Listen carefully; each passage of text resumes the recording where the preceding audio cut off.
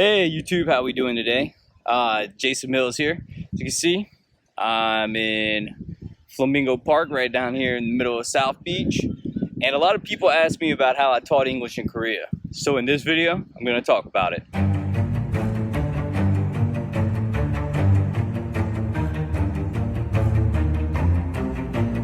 Hey guys, so we're back. The thing about teaching in Korea is it's very easy. You just have to be a native English speaker. So from any country that speaks English natively. So that would be Australia, England, America, obviously, New Zealand, anywhere like that. And you have to have a college degree. So the way it works, there is a process. There's a website. I'll put a link down in the description. Dave's ESL, and there's a Korean job board. Basically, you just go on there, you can upload your resume, and you'll get about 1 million emails, all to come teach English in Korea. They're gonna send you an email. You'll get 1 million emails. These emails aren't structured the best. These people aren't native English speakers, all right? So they kind of seem spammy, but they're actually not. They're really true emails, true job offers to go over there and teach English in Korea. You don't have to have any experience. You don't have to have your ESL, anything like that. You just have to have a college degree, and you have to be a native English speaker. So then after that, they tell you what the next process is. So for instance, I had to get my degree apostilled, which basically means you have to send it to the office of the register or something like that in Washington, D.C. You don't have to send your actual degree. You can do a photocopy of it at like Kinko's or something like that, and then send that in, and they basically put an apostille on it, which is just a way to authorize it, and then you have to send that over to Korea. You also have to send a copy of an FBI background check, and you have to do fingerprints. You have to get your fingerprints done. And this is all done with your home country though. So in my case, it was done with America. They give you an exact list of what they need, and they even tell you how to do it. You get all those documents filled out, and then you send them into your nation. And America did everything for me. They just did all the, you have to pay a couple fees and stuff. But then once you send it over to Korea, they get it. They authorized everything. Once they check everything, then they'll start walking you through the next process. Basically, the job board, before you do any of that and before you accept the position, it tells you how much money you're gonna make and what city you're gonna live in.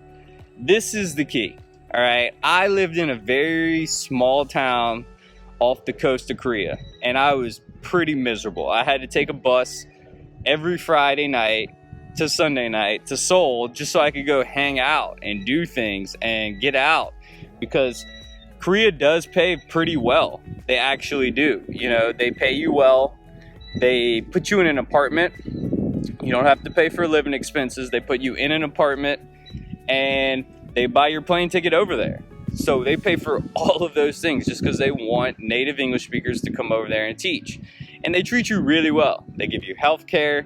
The system in place is very easy. The kids are very nice. I enjoyed all those aspects of the job. However, I was in a very small town that I did not like. So that was a huge deterrent for me. You know, it made me depressed. I like living in a city. I like being able to go do things. So whenever you're searching, make sure you look for Seoul or Busan. I would recommend Seoul. Seoul's amazing. It's got 20 million people. There's 3 party districts. The subway system's outstanding.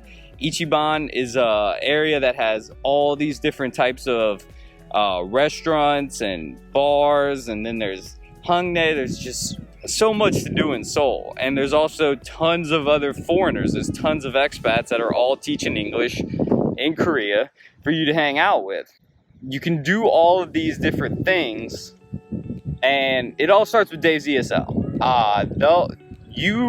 If you're really curious about it, you just go on there and post your resume, and people will contact you within 24 hours. You'll start receiving emails about job offers. It tells you how much money you make, and you can look at, like, I want to say xe.com, and you can see the conversion rate.